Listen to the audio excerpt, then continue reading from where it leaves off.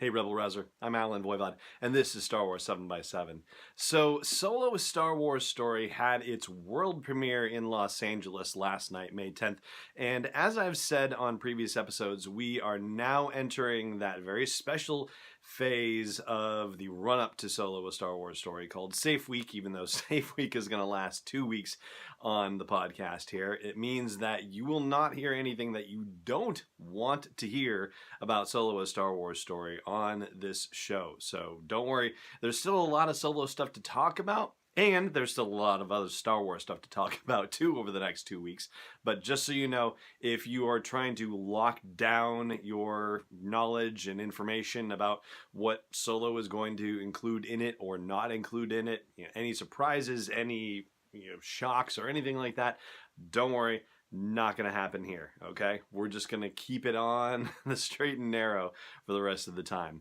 I will say, though, that regarding Solo's quote-unquote embargo date, and that's the date at which all film critics and other licensed reviewers, and licensed I'm using as a figurative term of speech, basically anybody who has seen Solo: A Star Wars Story at a press screening or anything like that, they are not allowed to start talking about it until May 15th. And so that's the date that it's premiering at Cannes. And so now we get a little bit more of an understanding of that whole business. The fact that everybody thought, okay, well, it's being released at Cannes 10 days before its actual worldwide release, and so that's when we're going to start being on the lookout for news and reactions to it and that sort of thing. Well, now that's the embargo date as well, is tied to the release of it at Cannes. And so 5 days, we've got 5 days of people having seen Solo: A Star Wars Story, just a small group of people, and they have to go keep it to themselves, not say anything about it. And for those of you who are interested in sort of the inside baseball of this whole business, well, the fact that they are lifting the embargo 10 days before the actual release of the movie is, I would say, a very good thing, because if they thought they had a bad product on their hands, they would be trying to keep it under wraps until the very day that it shows up in theaters for any of us to see. The fact that they are allowing people to talk about it as far as 10 days away from the movie's release suggests that they are very confident in the product that they have on their hands. And it also suggests that they are not necessarily as worried about rumors or leaks or spoilers getting out as they were with The Force Awakens or Rogue One or The Last Jedi. Though you can see how they might be a little bit looser about things this time around, because they've had the experience of other movies and knowing what they're going to get when it comes to embargoes and releases and the product that they have on their hands.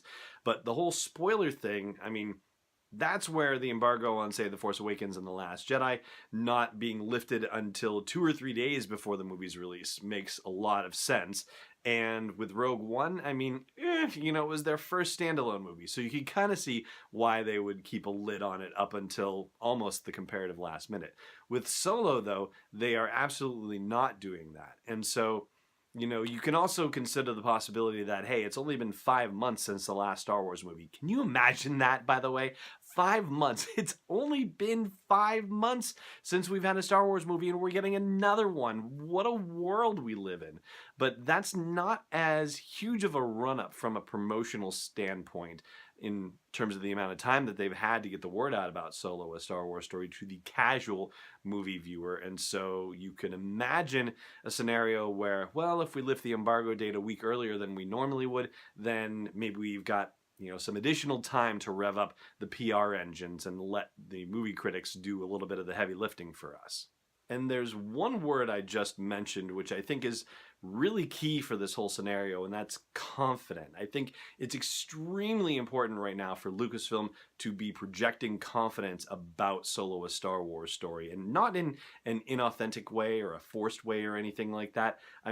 If they're happy with the product that was written by the Kasdans and directed by Ron Howard, then they really need to let the whole world know about that. And what better way than to say, hey, start talking about it 10 days before the movie comes out. We don't care. We're so happy with it that you can start the train running and we will be perfectly fine with that. And that actually means that we're done with our post-production updates for Solo: A Star Wars Story as well. So post-production was actually wrapped on April 22nd, and so the film is locked. There's not going to be any other changes. Oh, well, you say that with a Star Wars movie, and you never know for sure, but you know what I'm saying. It's done, it's in, and we are a PG-13 movie at 2 hours and 23 minutes long, so not the longest Star Wars movie yet, but getting up there. It's pretty close. And that is going to do it for our Solo: A Star Wars Story post-production wrap-up. And I'll talk about episode 9 stuff tomorrow. Meanwhile, on the audio version of the podcast, we will do Last Jedi Trivia, so check that out at sw7x7.com/iTunes or wherever you like to listen to podcasts. But in the meantime, it just remains for me to say thank you so much for watching, and may the Force be with you wherever in the world you may be.